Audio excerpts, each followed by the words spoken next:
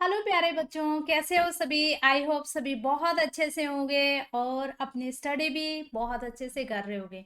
हम कर रहे थे अपनी बुक हनी कोम और उसके हम 2 चैप्टर कर चुके हैं। जो हमारा चैप्टर था अ गिफ्ट ऑफ चप्पल, वो मैंने आप लोगों को कंप्लीट कराया। लेकिन बहुत सारे बच्चों के डाउट थे, बहुत सारे बच्चों का ये कंप्लेंट थी, मैम क्वेश्चन आंसर फिर से कराइए, क्वेश्चन आंसर सही से नहीं दिख रहे।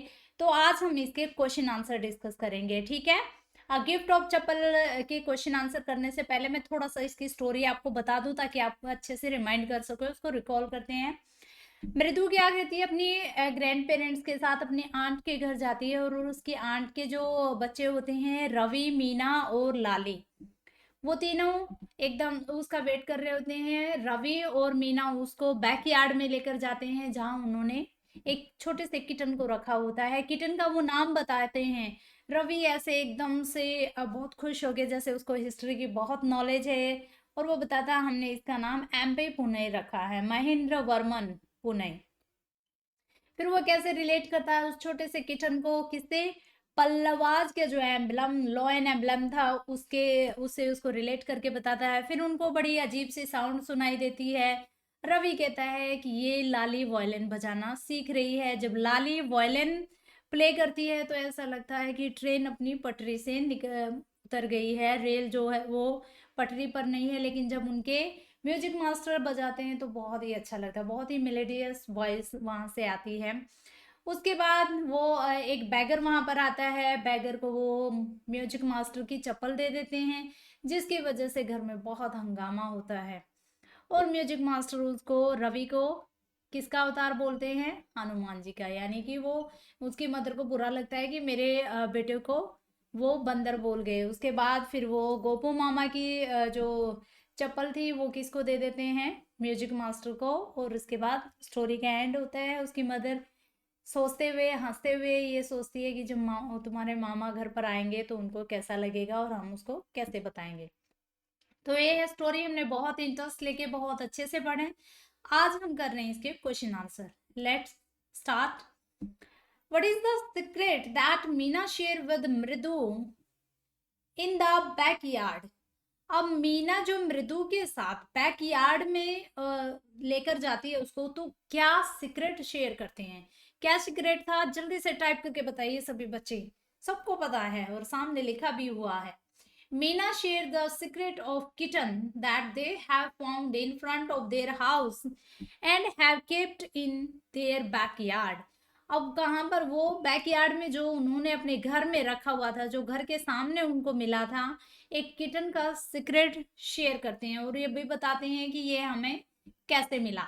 नेक्स्ट क्वेश्चन है, how does Ravi get milk for the kitten.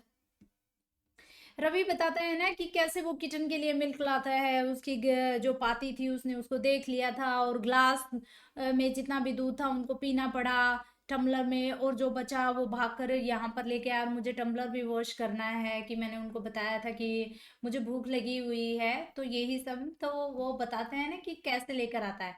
Ravi brings milk from the kitchen saying that he was feeling hungry. He even drinks most of it to prove पाती। और उसने बहुत सारा ड्रिंक इसमें ड्रिंक कर लिया था, बहुत सारा मिल्क इसमें से। क्यों, पाती को ये जताने के लिए कि इंडीड का मतलब हो गया वास्तव में, इन रियल, वो रियल में ही हंग्री था, इसलिए ये जताने के लिए कि ताकि पाती को उस पर डाउट ना हो। He then brings the tumbler in the backyard and emptied it into the coconut shell. Coconut shell में जल्दी से उन्होंने उसको एम्प्टी किया, टम्बलर को, जो भी उसमें दूध बचा हुआ था। और उसके बाद इस तरीके से वो किचन के लिए दूध ला पाने में सफल हुए। नेक्स्ट क्वेश्चन है हमारा, why does he say the kitten's ancestors are, do you believe him. वह कहता है कि किचन के एंसेस्टर कौन है, कौन बताता है। रवि कहता है कि किचन के एंसेस्टर मुझे पता है कि कौन है, क्या तुम रवि की इस स्टोरी में बिलीव करते हो। क्या आपको विश्वास है कि जो रवि जो नाम दे रहा है किचन को, और जो किचन के नाम का रिलेवेंस बता रहा है वो उसके एंसेस्टर से, क्या आप उससे सहमत हो। चलो देखते हैं। Ravi said that kitten's ancestor were the lion of the Pallava kings Mahabalipuram Rishi cat. अब महाबलीपुरम में जो उसने विजिट की थी और वहां पर ऋषि कैट जो कि पल्लवास के लॉयन एम्बलम थे, लॉयन थे, उनके एंसेस्टर को वो किटन वो बताता है, किटन के एंसेस्टर बताता है, लॉयन का वंशज बताता है किटन को। Which has the emblem of the Pallava dynasty, जो कि पल्लवा डायनेस्टी का एम्बलम था उसमें। नो, यहाँ पर सभी बच्चे कोमा लगाएंगे। No, I don't believe his story, नहीं हमें नहीं लगता कि उसकी स्टोरी सही है, क्योंकि पल्लवास बहुत पहले थे, तो इसलिए हम ये भी कह सकते हैं। और अगर आपको लगता है कि हाँ तुम बिलीव करते हो, तो अपना रीजन के साथ अपना पॉइंट ऑफ व्यू रख सकते हो। नेक्स्ट क्वेश्चन है, Ravi has a lot to say about MP Poonai, this shows that. Ravi बहुत कुछ बताता है एमपी पुनाई के बारे में, क्योंकि वो इजिप्ट की कैट गोडेस से भी इसको मैच करता है। फिर महाबलीपुरम के जो एम्बलम में लॉयन दिखाया है, उससे पल्लवास का जो एम्बलम था उससे भी ये रिलेट करता है। तो ये कहते हैं कि क्या ऐसा इस चीज से क्या शो होता है।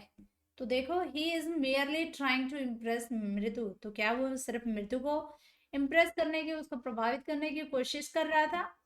His knowledge of history is sound, या फिर उसकी नॉलेज जो थी हिस्ट्री की वो काफी गहरी थी। He is an intelligent child, या फिर वो बहुत ही बुद्धिमान व्यक्ति लड़का था या बच्चा था। He has a rich imagination, या फिर उसकी इमेजिनेशन थी वो रिच थी, बहुत ज्यादा थी, वास्ट थी। Which of this statesman do you agree or disagree, आपको क्या लगता है कि आप इन स्टेट्स में से जो स्टेटमेंट्स दिए हुए, जो ये सेंटेंसेस दिए हुए हैं, इनमें से आप किससे एग्री करते हो। तो लेट्स सी। ही, ये यहाँ ही नहीं आएगा। Ravi has a lot to say about MP Pune, ये क्वेश्चन में से ही है। रवि ने बहुत कुछ कहा है एमपी पुणे के बारे में। दिस शोज दैट, इससे ये दिखता है, ये शो करता है कि his knowledge of history is sound, उसकी हिस्ट्री की नॉलेज काफी थी, क्योंकि देखो सारी चीजों को वो रिलेट करके बता रहा है। He has a rich imagination, और उसकी इमेजिनेशन भी बहुत ज्यादा थी कि कितनी पीछे से वो ऋषि कैट से इसको, इस किटन को रिलेट कर पा रहा है। He is an intelligent child, और वो इंटेलिजेंट था, तभी महाबलीपुरम का उसको सारा का सारा अच्छे से याद था, पल्लवास के बारे में उसे पता था, तो डेफिनेटली उसकी मेमोरी अच्छी थी, बुद्धि उसकी काफी अच्छी थी, वॉइस था वो। तो नेक्स्ट क्वेश्चन है हमारा, what was the noise that startled मृदु एंड फ्राइटेंड महेंद्रन, ऐसे क्या था जिसकी वजह से मृदु का ध्यान आकर्षित हुआ और महेंद्रन को भी उस आवाज ने डरा दिया, वो कैसा शोर था। आप मुझे स्टार्टल्ड का मीनिंग बताएंगे, क्योंकि जब हम चैप्टर कर रहे थे, ये स्टोरी जब हमने पढ़ी थी, तो मैंने आपको इसका मीनिंग बताया था। It was the sound coming out of Lali's violin that startled Mritu and frightened Mahindran. ये लाली के वायलिन की आवाज थी, जिसकी वजह से मृदु भी थोड़ा सा घबरा गई और महेंद्रन भी डर गया। बड़ी अजीब सी साउंड थी। The music master is making, next question है हमारा। इसमें क्वेश्चन आप लोगों को थोड़ा सा बोरियत हो सकती है, क्वेश्चन ज्यादा है, क्योंकि हमारा जो चैप्टर था वो भी 2-3 पार्ट्स में था, काफी लंबा चैप्टर था, लेकिन स्टोरी बहुत ही इंटरेस्टिंग थी। और आप जैसे ही छोटे छोटे बच्चे हैं उसमें, और कितनी नोटी हरकतें वो करते हैं, अपने एक दूसरे से सीक्रेट शेयर करते हैं, अपने पेरेंट्स को पता नहीं चलने देते। The music master is making lovely music. Read aloud the sentences in the text that expresses this idea, कि म्यूजिक मास्टर जो म्यूजिक बजाता था, उसका म्यूजिक बहुत ही लवली था, बहुत ही मेलेडियस था, बहुत ही स्वीट साउंड वहाँ से प्रोड्यूस हो रही थी।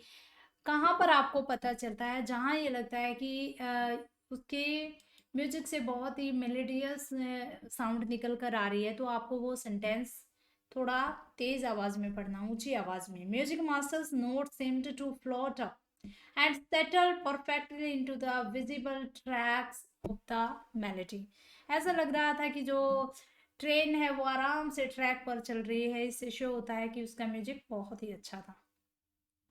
Next question, had the beggar come to Rukumani's house for the first time, give reason for your answer। क्या आपको लगता है रुक्मणी के घर जो वो बेगर आता था, भिखारी आता था, वो पहली बार आया था?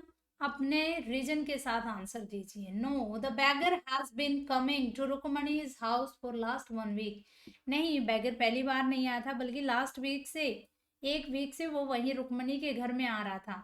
The beggar himself confirms this, saying that he has survived for a week because of Rukmini's kindness. उसने खुद भी एडमिट किया था, उसने कंफर्म किया था ये कहते हुए कि रुक्मणी ने जो उसको लास्ट 1 वीक से जो खाना दिया, वो उससे कई वीक तक सरवाइव कर सकता है, उससे जीवित रह सकता है, क्योंकि उसकी बॉडी, उसकी फिजिक्स काफी अच्छी हो गई है।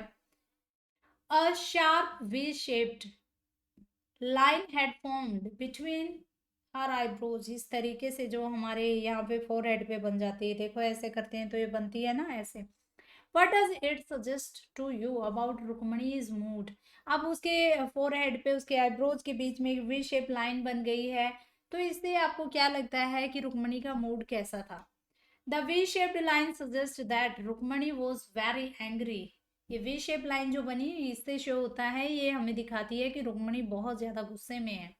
And was about to lose her temper, और अपना गुस्सा वो बस निकालने ही वाली है ऑन द चिल्ड्रन, बच्चों पर। तो इससे ये शो होता है। नेक्स्ट क्वेश्चन है हमारा 9। Complete the following sentences. हमें यहाँ कुछ सेंटेंसेस दिए हुए हैं, इनको कंप्लीट करना है with the help of our textbook. हमारे टेक्स्ट बुक में ये सारे सेंटेंसेस दिए हुए हैं, तो आप खुद कोशिश कीजिए पहले, फिर यहाँ से मैच कीजिए। Ravi compares Lal playing the violin to derailing of a train going off track, trying to hide beneath the tray of chilies। Mahendran अब चिलीज की ट्रे के नीचे, वहां पर जब वो एकदम से जंप करता है ना, स्प्रैंग अप होता है, तो वो चिलीज की ट्रे पर कूद जाता है, और उससे क्या होते हैं, कुछ चिलीज उसके ऊपर आकर गिर जाती हैं। नेक्स्ट है the teacher played a few notes on his violin and Lali. अब टीचर ने कुछ नोट्स प्ले किए अपनी वायलिन पे, और लाली ने क्या किया, उनको फॉलो किया, सेम उसने भी बजाने की कोशिश की। Lali stumbled behind him on her violin, और लाली ने भी उनको अपनी वायलिन पर बजाने की कोशिश की। The beggar said that the kind ladies of the household. Beggar ने काइंडनेस के बारे में, लेडीज जो घर की लेडीज थी उनकी काइंडनेस के बारे में क्या कहा, हैव बीन वेरी जेनरस, वो बहुत ही जेनरस हैं, बहुत ही हेल्पफुल हैं, and help him survive for a week, और 1 वीक तक उन्होंने उसको खाना दिया, जिसकी वजह से वो सरवाइव कर पाए, जीवित रह पाए। After the lesson was over the music teacher asked Lali if. अब जैसे ही लेसन खत्म हुआ, म्यूजिक मास्टर जाने लगे, तो उसने लाली को क्या पूछा था कि क्या तुमने मेरे चप्पल देखे? She had seen his chappals. क्या उसने उसके चप्पल्स, फुटवियर, स्लीपर्स देखे? नेक्स्ट क्वेश्चन है 10th। Describe the music teacher as seen from the window. जब रवि, मृदु, मीना जब म्यूजिक मास्टर को देख रहे होते हैं विंडो से, तो उनको म्यूजिक मास्टर कैसा दिखाई देता है? उनकी तुम्हें एक इमेजिनेशन करके उनकी एक छवि बनानी है, यहाँ पर उनको डिस्क्राइब करना है, एक्सप्लेन करना है कि वो कैसे दिखाई दे रहे थे। The music teacher was a bony figure. वो एक छोटे से फिगर में बैठे हुए थे, क्योंकि वो खड़े नहीं थे, बैठे हुए थे। He was sitting in front of Lali. वो लाली के बिल्कुल सामने थे। इन फ्रंट ऑफ का मतलब हो गया के सामने। With his back towards the window, और उनकी बैक कहाँ थी? विंडो की तरफ से बैक थी, यानी उनकी बैक जो है विंडो की तरफ थी, और फ्रंट जो था लाली की तरफ। He was a bald-headed man with fringe of oiled hair falling around his ear। Fringe oiled hair का मतलब उसके यहाँ से, बाल्ड का मतलब वो थोड़ा थोड़ा यहाँ से उनके बाल गायब हो चुके हैं, वो गंजा हो गए हैं, और यहाँ यहाँ जो बाल बचे हुए ईयर्स के पास, वहाँ उन्होंने अच्छे से उनको कंघी की हुई थी, ऑयल किया हुआ था, तेल लगाया हुआ था, और उन्होंने एक ओल्ड फैशन टफेट, टफेट का मतलब हो गया चोटी, एक छोटी सी जब हम नोट लगा लेते हैं पीछे की तरफ, तो ऐसी ओल्ड फैशन उन्होंने चोटी बनाई हुई थी। He had a shining gold chain in his neck, और अपनी नेक में गोल्ड की चैन पहनी हुई थी जो शाइन कर रही थी। A diamond ring in his hand, और अपने हैंड में डायमंड रिंग पहनी हुई थी। He was wearing a golden bordered dhoti, और उसने की जो धोती उन्होंने नीचे की तरफ पहनी हुई थी, उसका जो बॉर्डर था वो कैसा था, गोल्डन कलर का। His large foot was stuck on the floor and was beating the floor with his scrawny toes. Scrawny का मतलब जो छोटा जो बिल्कुल कंकाल की तरह पतला सा होता है, ऐसे टो के साथ वो ऐसे फ्लोर पे बीट कर रहे थे अपने पैर के साथ। तो देखो जिस बच्चे ने चैप्टर बहुत ही अच्छे से पढ़ा होगा तो वो आराम से इस क्वेश्चन का आंसर कर सकता है, क्योंकि मैंने आप लोगों को बिल्कुल ऐसे ही वहां पर जब चैप्टर पढ़ाया था तो ऐसे ही डिस्क्राइब किया था। नेक्स्ट क्वेश्चन है, what makes Mridu conclude that the beggar has no money to buy chappals. Mridu को कैसे लगा, मृत्यु ने कैसे ये जाना कि बैगर के पास चप्पल खरीदने के लिए कोई पैसा नहीं है। ये 11th का first part. Second part, what does she suggest to show her concern. और अपनी चिंता जताते हुए किस तरीके से उसने अपनी चिंता जताई, अपनी कंसर्न शो की towards beggar. The beggar showed his feet to the children. जब बैगर ने बच्चों को अपने पैर दिखाए, there were pink blister on his bare feet. तो उसके नंगे पैरों पर पिंक ब्लिस्टर्स का मतलब जो फफोले हो जाते हैं, जो छाले उसके पैरों पे थे, वो पिंक कलर के छाले उसके पैरों पर हो रखे थे, which made Mridu conclude that he didn't have the money to buy chappal. और जिसकी वजह से मृदु को लगा, मृदु ने ये कंक्लूजन निकाला कि शायद इसके पास पैसे नहीं हैं चप्पल खरीदने के लिए। नेक्स्ट क्वेश्चन है हमारा इसी का सेकंड पार्ट जो है, तो सेकंड पार्ट का आंसर है, मृदु was concerned about the bagger. मृदु जो है वो बैगर के बारे में कंसर्न थी। She suggested giving an old pair of chappals to the beggar. उसने पुरानी जोड़ी चप्पल की बैगर को देने के लिए सजेशन दिया, कि उन्हें सजेस्ट किया रवि और मीना को कि इसको पुरानी जोड़ी चप्पल की दे दी जाए। नेक्स्ट क्वेश्चन है, have you children, she began and then saying the. देखो जैसे हमने चैप्टर पढ़ा होगा तो हम हैव यू चिल्ड्रन से ही समझ जाएंगे कि ये रुक्मणी के आवाज है, रुक्मणी कुछ पूछ रही है बच्चों से। लेकिन अगर किसी ने चैप्टर नहीं पढ़ा है तो हमारी वीडियोस पढ़ी हुई हैं चैप्टर्स की, आप वो जरूर देखिए। पहले चैप्टर को रीड कीजिए, अपनी स्टोरी, अपने जो कॉन्सेप्ट है उनको क्लियर कीजिए, उसके बाद question answer. Were curiously quite, went on more slowly, seen anyone lurking around the veranda। ये जो सेंटेंसेस हैं ये किसने बोले हैं, रुक्मणी ने। और उसके बाद क्वेश्चन दिए हुए हैं, what do you think Rukmini really wanted to ask. बच्चों से वो रियली में क्या जानना चाहती थी, क्या पूछना चाहती थी। Why did she change her questions. और उसके बाद उसने अपने क्वेश्चंस क्यों बदल दिए, आपको क्या लगता है। What did she think had happened। और फिर वो सोचती है कि क्या हुआ होगा। फर्स्ट का आंसर है, Rukmini wanted to ask the children what they have done with the chappals, कि उन्हें म्यूजिक मास्टर की चप्पल के साथ क्या किया वो ये जानना चाहती थी, ये पूछना चाहती थी बच्चों से। नेक्स्ट क्या है, नेक्स्ट क्वेश्चन का आंसर है, why did she change her mind. और उसने फिर अपना माइंड क्यों चेंज कर दिया। She changed the question, finding the children serious and quiet। उसके बाद देखा कि बच्चे कुछ बोल नहीं रहे और एकदम सीरियस हैं, तो something was happened, कि वहाँ कुछ ना कुछ ऐसा हुआ होगा which were hiding, जो वो हाइड करने की कोशिश कर रहे हैं। She became sure that the children had something to do with the चप्पल। और वो श्योर हो गई कि डेफिनेटली बच्चों ने कुछ ना कुछ तो चप्पलों के साथ किया है। म्यूजिक मास्टर की चप्पल जरूर इन्होंने लिया है, इनके अलावा कोई ऐसा काम कर ही नहीं सकते, क्योंकि ये इतने चुपचाप शांत बैठे हुए, कहते हैं ना चोर की दाढ़ी में तिनका। तो इनके साथ भी कुछ ऐसा ही हो रहा है। जब आप घर में कोई आपसे गलत काम हो जाए या कोई चीज टूट जाती है तो हम सबसे पहले शांत बैठते हैं कि ताकि हमारा नाम ना लगे। पेरेंट्स अगर पूछे ना ये काम किसने किया, यहाँ पर ये दही किसने गिराया, या फिर ये जो भी हम कोई भी गलत काम करते हैं, टॉफी किसने खा ली या चॉकलेट किसने खा ली या कुछ इस तरीके से, तो हम सबसे पहले कहते हैं मैंने ये नहीं किया। तो ऐसा ही, लेकिन वो लोग ऐसा नहीं बोल रहे, वो बिल्कुल शांत होकर बैठे हुए हैं। She thought that the children would have hidden the chappals somewhere.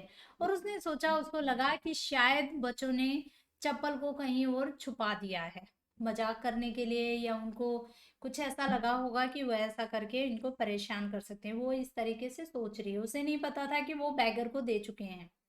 Next question है, on getting Gopu Mama chappals the music master tried not to look too happy. Why? Gopu Mama की चप्पल बहुत ही ब्रांडेड थी, बिल्कुल नई थी, फिर भी म्यूजिक मास्टर उनको लेकर हैप्पी नहीं थे। क्यों? ऐसा क्यों था? Music teacher's chappal were old but he lied to Lalli saying that they were brand new. Gopu Mama had hardly, अब देखो, जो गोपू मामा की चप्पल थी वो पुरानी नहीं थी, बिल्कुल ब्रांड न्यू थी। लेकिन जो म्यूजिक मास्टर की चप्पल थी वो पुरानी थी, लेकिन म्यूजिक मास्टर ने लाली को ये बताया था कि उसकी तो ब्रांड न्यू चप्पल थी। Gopu Mama had hardly use his new chappals, और गोपू मामा तो मुश्किल से अपनी चप्पल को यूज कर पाते थे, क्योंकि वो तो दिन भर ऑफिस रहते, ऑफिस से आने के बाद भी चप्पल पहनते थे। The music teacher was happy getting them, actual में तो म्यूजिक टीचर उनको पाकर बहुत खुश थे, but was trying to hide those feelings, लेकिन उन अपनी फीलिंग्स को छुपाने की कोशिश कर रहे थे। क्यों? क्योंकि अगर वो अपनी ये पहले जो उन्होंने लाली को कहा था कि उसकी तो ब्रांड न्यू चप्पल थी, तो हो सकता है लाली ये पूछती, अगर आपकी ब्रांड न्यू चप्पल थी तो आप इनको लेकर इतना खुश क्यों है? तो वो थोड़ा सा मुंह बना रहे हैं, उनको ऐसे प्रिटेंड कर रहे हैं कि नहीं, ठीक है, काम चल जाएगा। He tried to show that he was upset with the children and with his loss. और वो ये दिखाने की, जताने की कोशिश करते हैं कि जो बच्चों ने उसके साथ किया और जो चप्पल उनसे गुम हो गई हैं, उसकी वजह से वो बहुत दुखी हैं, बहुत परेशान है कि ये शैतान बच्चे हैं, इन्हें बड़ों की कदर नहीं, वो लास्ट में बोल के जाते हैं ना ऐसा। नेक्स्ट क्वेश्चन है, on getting a gift of chappals the beggar vanished in a minute. चप्पल को पाकर बैगर एकदम से गायब हो जाते हैं, एक मिनट भी नहीं लगाते वहां से निकलने में। ऐसा क्यों? वाई वॉज ही इन सच ए हरी? हरी का मतलब हो गया जल्दी, वैनिश का मतलब गायब हो जाना। वैनिश आप लोगों को वैसे नहीं पता, लेकिन वैनिश एक कपड़े धोने का पाउडर आता है ना, उसका मतलब यही होता है कि गायब हो जाना है, दाग को गायब कर देता है। हरी, जल्दी में। तो वो कहते हैं कि जल्दी से वो वहां से क्यों चले जाते हैं? The beggar was in a hurry to leave after getting the chappals because he knew that the children have got them for him without seeking the permission of the elders। क्योंकि वो इसलिए, देखो यहाँ तक तो क्वेश्चन ही है, बिकॉज तक आप लोगों को ये क्वेश्चन बड़े लगेंगे, लेकिन एक्चुअल में ये बड़े नहीं हैं। वो इसीलिए जल्दी में थे क्योंकि उसे पता था कि जो चप्पल उनको मिली है, जो बच्चों ने उनको चप्पल दी हैं, उन बच्चों ने अपने बड़ों से परमिशन नहीं ली है, बिना परमिशन लिए उसको चप्पल दे दी हैं। ही फियर्ड, और उसको डर था, they might be taken back from him, अगर उनके बड़ों को पता चला तो हो सकता है वो उनसे चप्पल वापस ले लें। सो ही लेफ्ट इन हरी, इसीलिए वो जल्दी से वहां से चले गए। नेक्स्ट क्वेश्चन है, walking towards the kitchen with Mridu and Meena Rukmini began to laugh. What made her laugh? कि रुक्मणी जब वापस म्यूजिक मास्टर को चप्पल देकर गोपू मामा की वो किचन की तरफ जा रही थी मृदु मीना के साथ, तो अचानक से वो हंसना शुरू क्यों कर दिया उन्होंने? वो क्यों हंसने लगी? व्हाट मेड हर लाफ, और किस चीज ने उनको हंसी दिलाई, किसने हंसाया उनको, ऐसा क्या था? Rukmini was laughing imagining Gopu Mama without his chappal. Rukmini इसलिए हंस रही थी क्योंकि वो गोपू मामा को इमेजिन कर रही थी बिना चप्पलों के। He had the habit of taking out his shoes immediately after coming home and putting on दो चप्पल्स। अब उसके मामा की क्या हैबिट थी कि घर आते ही अपने शूज को और अपने सॉक्स को उतारा और अपनी चप्पल पहन ली। She laughed, wondering what excuse would she give to him and what would be his reaction। अब वो ये सोचकर हैरान हो रही है, हंस रही है कि जब उसके मामा घर पर आएंगे तो वो क्या एक्सक्यूज देंगे, क्या बहाना करेंगे कि उनकी चप्पलों के साथ क्या हुआ, और उसके बाद उनके मामा का रिएक्शन कैसा होगा। वो यही सब सोचकर हंस रही है। अब नीचे कुछ क्वेश्चन दिए, कुछ सेंटेंसेस दिए हुए हैं, हमें उनको रीराइट करना है। Each of the following pairs of sentences as a single sentence. Use if, अब हमें उनको इफ का यूज करते हुए, उनको बिगिनिंग में इफ का यूज करते हुए सेंटेंसेस को रीराइट करना है। Don't tyre yourself now. अब उनका हमें क्या करना है, पेयर में सेंटेंसेस हैं, एक सिंगल सेंटेंस बनाना है।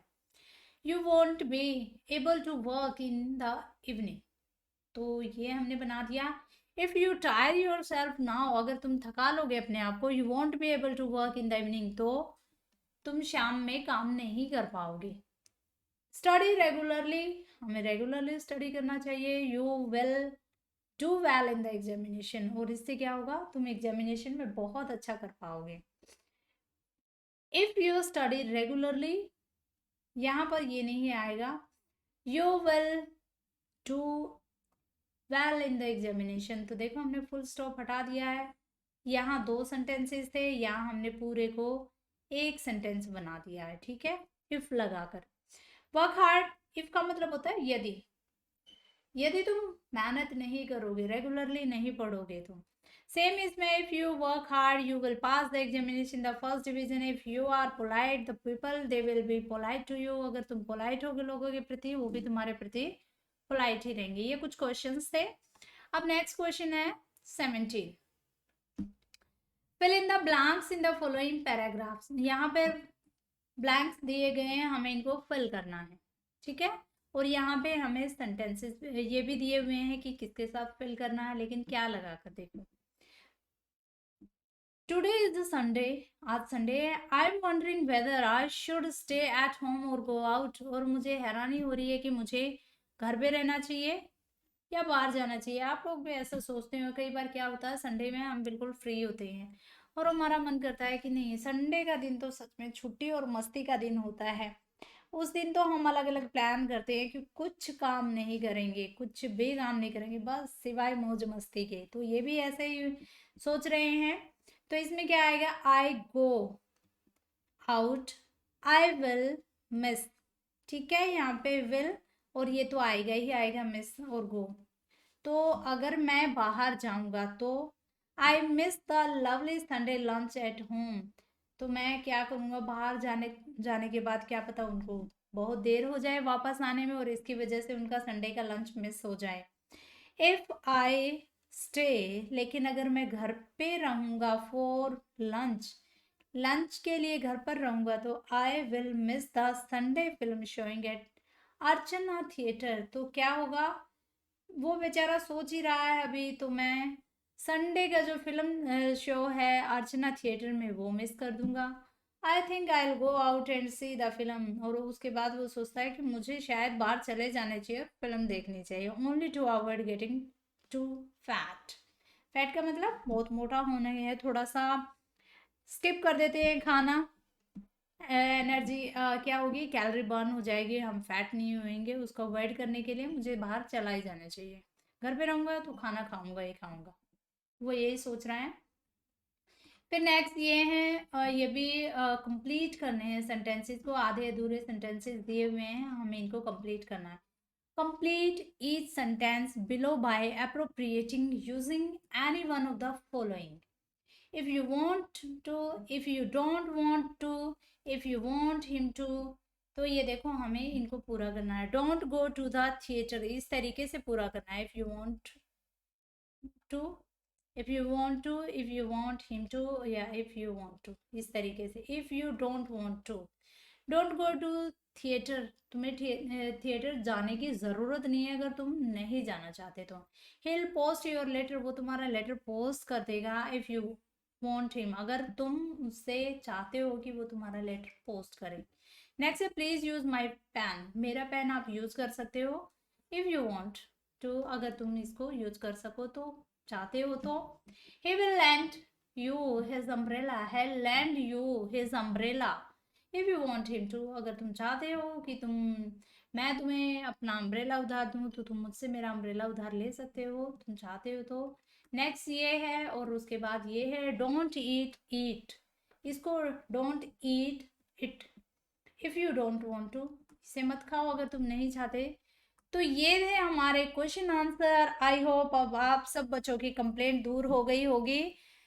इन क्वेश्चन आंसर को अच्छे से रीड कीजिए, 2 या 3 बार इनको रीड कीजिए, अपनी नोटबुक में उतारिए और फिर इनको लर्न कीजिए विद मीनिंग। तो आपको बहुत ज़्यादा रट्टा नहीं मारना, बस इनको अच्छे से समझना है, इनको अंडरस्टैंड करके, कॉम्प्रीहेंड करके आपको इनको समझ कर लर्न करना है।